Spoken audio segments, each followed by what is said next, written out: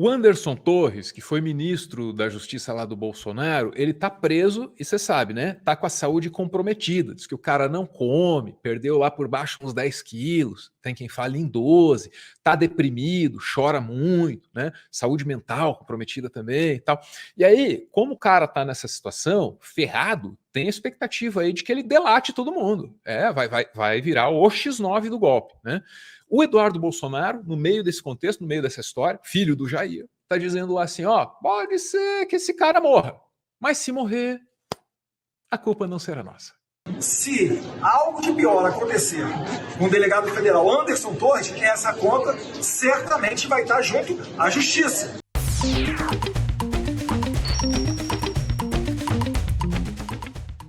Pesado? É o Brasil, companheiro. Cadê o Eduardo Bolsonaro? Alguns dias atrás sobre essa piora da saúde dele, algumas pessoas dizendo que ele emagreceu mais do que 12 quilos, tem um quadro depressivo. Todos já sabem que não existe qualquer permanência de fundamento para que ele consiga mantido preso preventivamente, então ele não oferece risco à ordem pública, não oferece risco à ordem econômica, não está fugindo da justiça, pelo contrário, ele voltou ao país para se entregar e também não tem atrapalhado as investigações. Então nada mais justo que ele seja posto em liberdade. Agora, uma coisa é certa, se algo de pior acontecer com o delegado federal Anderson Torres, essa conta certamente vai estar junto à justiça. Caraca! Com o delegado federal Anderson, algo de pior acontecer com o delegado federal Anderson Torres, essa conta certamente vai estar junto à justiça. Porque o... Meteu essa. Como diria o meu querido Casimiro, hein? Que me põe para dormir com sua voz no YouTube, tarde da noite. Meteu essa. O próprio Ministério Público, através da PGR, pediu o relaxamento da sua prisão, né? Na verdade, a sua conversão em medidas cautelares diversas da prisão. E eu não encontrei fundamento para que essa medida fosse negada. Então, o que está ocorrendo realmente é bizarro do ponto de vista jurídico e espero eu que não seja, né, que nada de pior venha acontecer com Anderson Torres. Cortesia do Metrópolis, que capturou esse trecho aí das redes do Eduardo Bolsonaro. Não dá para dizer, né, Luísa? O cara sabe se proteger, né? A Luísa fala, lá, tá ameaçando. Às vezes é a minha percepção, pode ser a do Anderson também, mas aí um minuto antes ele disse, eu queria que o rapaz estivesse solto. Né? Então ele sabe se proteger do que ele mesmo está dizendo. Aliás, proteger é um verbo importante, porque o Anderson Torres tinha a missão de proteger até mesmo o Eduardo, o Flávio e outros filhos do Bolsonaro implicados com a Polícia Federal. O Anderson Torres foi escolhido para isso. Sabemos disso porque vimos o Bolsonaro dizer tal coisa numa reunião que vazou, vocês lembram disso, né? Aí depois, o Anderson Torres ganha a função de manter o Bolsonaro no poder. Como? Tentando dar golpe, é o cara da minuta do golpe, esse é por isso que ele está preso, você sabe disso, né? E esse também é o cara que usou a Polícia Rodoviária Federal para impedir os eleitores do Nordeste de votar. Lembra disso, né? Pegaram lá o mapa assim, pô, esses caras votaram no Lula no primeiro turno, então aqui nós queremos ver os pneus deles. Eleitor do Lula, você trocou o pneu ou não trocou? Trocou a lâmpada de trás, entendeu? E foram fazer aquela fiscalização. Esse é o cara, né? E esse cara pode delatar ou não pode? Putz, no colunismo político, estão falando em delação, nesse cara virar um X9, não é de hoje. Pega a Dora Kramer, lá quando ele foi preso, pô. Que só aumenta nesse Anderson Torres. A questão, desde o começo, gente, eu fiquei achando que esse Anderson Torres tinha uma hora, baseada no que aconteceu na Lava Jato, inclusive, que ele vai fazer uma delação, vai entregar ao povo, porque vocês viram que já saiu, já trocou o advogado que era contra a delação, a coisa está ficando cada vez mais complicada para o Anderson Torres, e, obviamente, ninguém faz uma coisa dessa, tendo havido engendramento, e parece que houve, não é um homem só que faz esse engendramento, né? Tem mais gente. Ele, por enquanto, está, como diz o outro, matando no peito. Vamos ver se ele, à medida que a coisa, ele está preso há 2 meses e meio, né? Na Lava Jato, a gente viu assim, gente que no começo... Marcelo Odebrecht, lembra? No começo...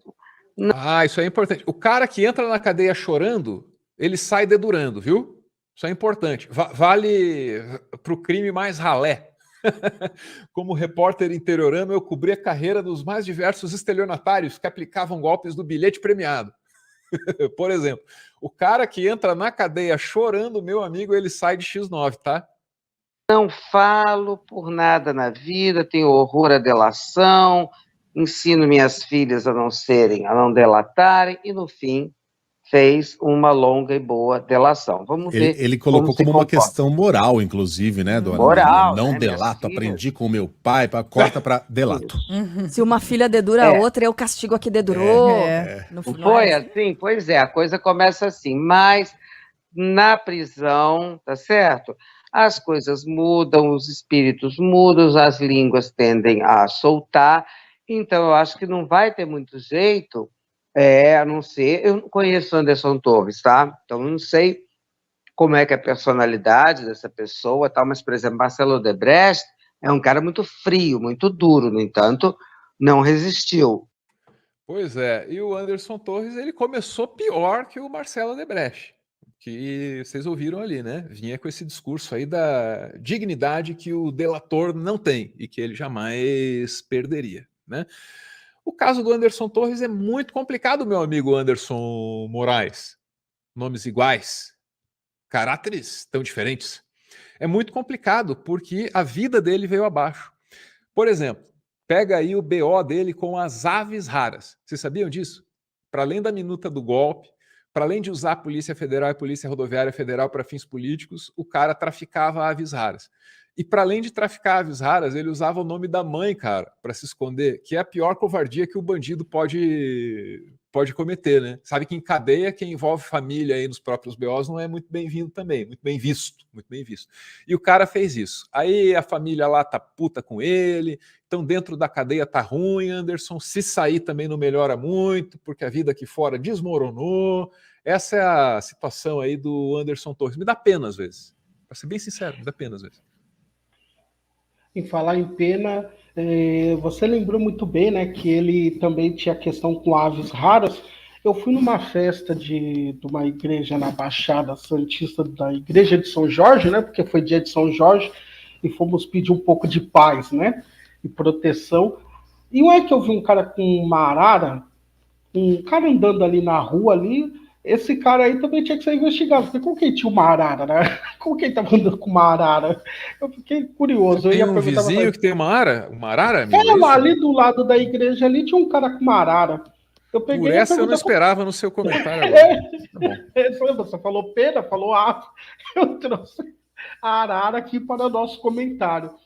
O que estão alegando muito forte, eles usaram, olha o que eu achei interessante, foi que o Anderson Torres e os seus advogados buscaram uma psiquiatra, uma profissional do SUS para averiguar o estado dele, que usou uma frase que não sei nem se pode falar, mas eu achei bem forte, né, que ele pode fazer um autoextermínio, né?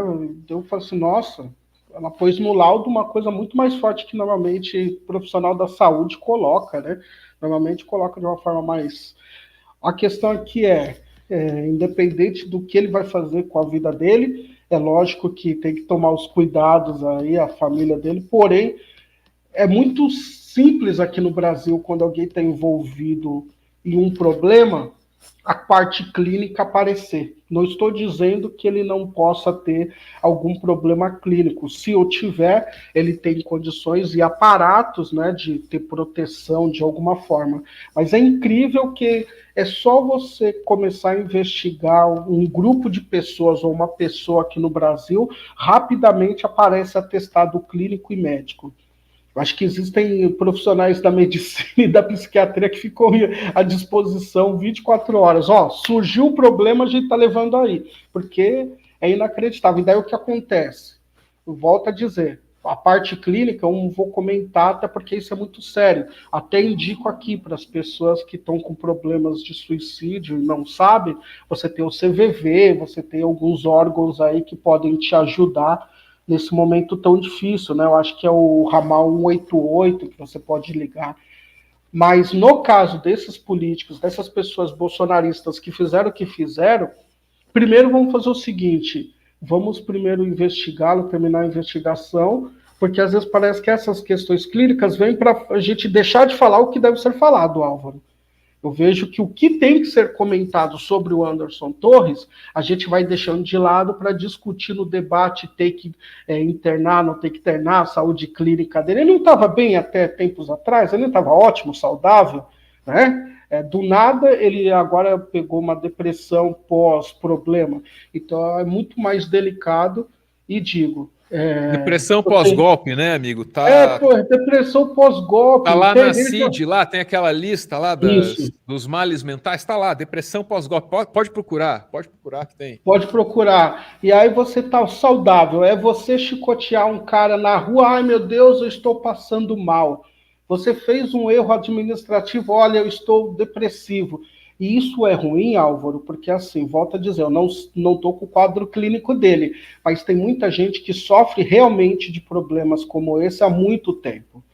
E não é justo a gente colocar no mesmo balaio aquela pessoa que pega depressão pós-golpe, pós-escravidão, pós-atirar numa pessoa preta, bater numa criança de forma violenta, para falar do mesmo caso. Não é o mesmo caso. É isso que a gente tem que separar, e eu torço que primeiro ele pague na justiça, depois a gente discute a saúde dele. Deixa para o Eduardo se preocupar com isso.